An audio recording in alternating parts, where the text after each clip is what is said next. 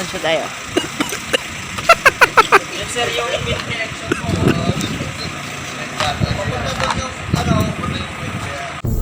Watery Motovlog.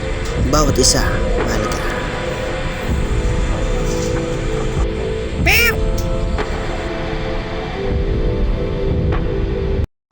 What's up mga Cutify? Watari here. Kamusta kayo? Magandang araw, magandang gabi, magandang umaga, magandang madaling araw sa inyong lahat. Ako nga pala si Watari Motovlog. Sa hindi nakakilala sa akin, ako po ang inyong lingkod na si Watari Motovlog. Sa ngayon po, nandito tayo ngayon. Nanonood tayo ng fire drill na turo ng ating mga poging BFP. Located at Parañaque, San Antonio, Balawan. Yan sir. Sa pagkakaalam ko mga sir, hindi lang sa apoy sila nagtuturo sa atin, kundi sa mga rescue. Halimbawa, kailangan mo ng tulong, pwede mo silang mahingi ng tulong. Kailangan mo ng rescue sa kalamidad, baha, o kung ano man. Ganun kalupit ang ating Bureau of Fire para sa akin. Saka ang maganda sila kausap mga sir, ma'am. Magilo silang kausap, saka masarap kausap for sure. Saka to make the story short, correct me if I'm wrong mga ma'am, sir, tao lang po. May hawak ngayon si sir na fire extinguisher. Tinuruan kami ng TIFAS. Yan, pag-apula ng apoy. Yan, tapos si sway. Tapos ang para paghawak daw ay sa ilalim. Okay, ganyan, papailalimin natin yung hawak, huwag na daw hawakan sa ibabaw. Okay, pasensya na po kayo sa pagpaliwanag ko, sana maintindihan na lang. Yan, nilagyan na ni sir ng diesel. Ganun lang kasimple.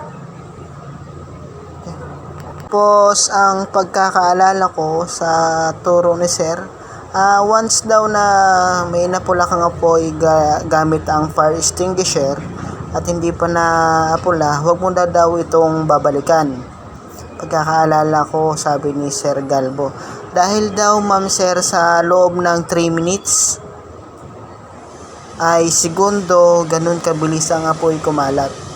Saka pag kailangan daw patayin muna yung kuryente. Pag kinakailangan, bago apulihin yung apoy, yun daw ang gagawin. Nakalimutan ko kung ano tawag nun ni sir, basta yun na yun. Saka sa extension, yun ang pagkakarinig ko.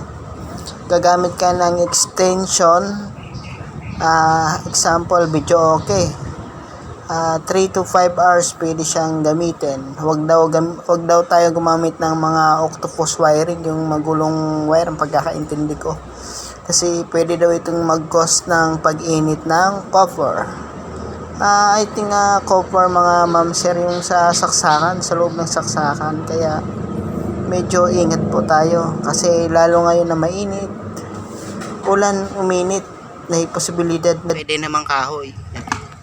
Hahawakan ko Yan. Parang abo siya. Tapos bayo amoy, pangit. Dagan na lang po.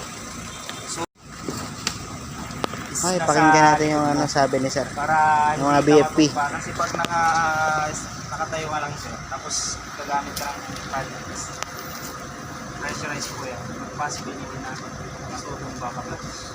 Yung gawin na paamo po is dapat nasa kung kaliwa ka nasa kaliwa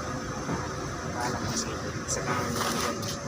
And then pag nasa scene ka naman po sir, kailangan po i-testing yung Firex mo kasi mamaya baka nakuha mo lang din sa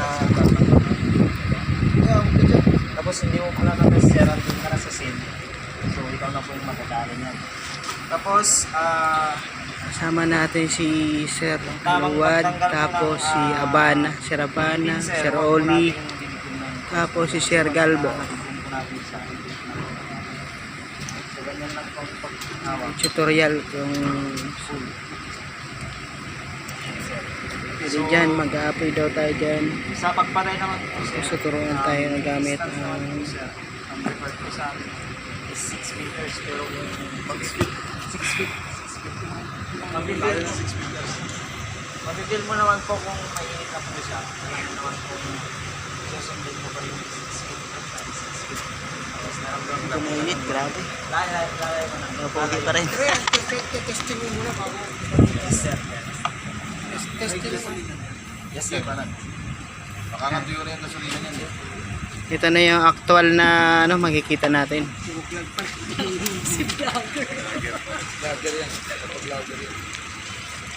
Yan. Bale ito ay ano fire grill. Base po ng Medyo safe naman ang lugar kasi maluwag saka yung hangin. Ikaw sa magalang hindi ng ganyan. Tara nilagyan mo Yung hangin ay papunta ron. Sabi ni sir, pag papunta ang hangin doon, huwag kang tatapat sa salubong sa hangin. Testing. Testing. Yan lang, mabilis yan maubos. Distansya tayo. Yes, sir, yung wind direction po. Sabi niya, pag papunta ron yung hangin, dito ka tatapat. Huwag kang sa salubong. Yan. Panis. Patay. Sinindahan naman ni Sir all.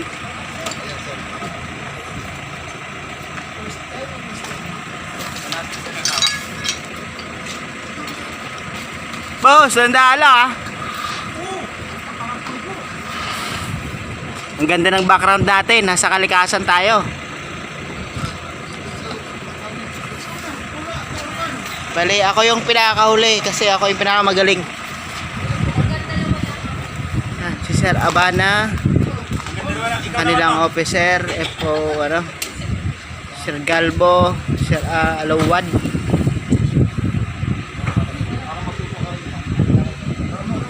Tapos si Sir Mahina lang naman ang presyo naman sa maganda. Plus, laro ng ganito namin ng fire. yan, si Ma'am. Tutok mo muna kay Watari. Saka guys, totoo pala, mga gwapo ang BFP natin. Sa personal, nakita ko sila malapitan. Pag ginanong ko to, may lalabas na powder. Lager to galing. Lager. Dati sa gubat yan. Uy, nakapoy na yung ano, pati yung ano. Yung testing. Yan. Yan, tama na yan, ma'am. Sa base, ma'am. Nasusunog mo sa mga. Sige, lapitan mo. Pwede mo namang labinan yung pagpagyo. Ayun. Ako, lagot, naubos na yung laman. Ikaw naman, Ben. Ayun naman eh. Hipan ko na lang, mga, ano. Ano yan, yan, ma'am. Ano, gusto niyo hipan ko? Oh, sige. Kaya powder na lang. Shout out pala sa ano natin, Yung mga testing sir kasi na-test naman naman. subscriber at mga followers. Diretso na. Sa may kababayan pa pala akong BP na ano, siguro kilala nila yon. Malakas yan. Pinagap nila ako. Ayan, naubusan na. Ngayon ako yung pinakahuli. Pali ko preventive maintenance. Tingnan nyo ako ha, habang ako ang mag-ano ha, spray. Ikaw talaga, lager ka. Ano? Yan. Masishare ko sa inyo yung ano, turo ng ating mga BFP. Mga matitikas na BFP ng Paranaque. Uy, ang galing ni Carl! Sa akin yung pinakahuling baga, ha? Uy, Ay, maganda yung content yan. Ang galing ni Carl! Nakita nyo ba yung video kanina na inubo ako? ay may tao ba dun? Medyo may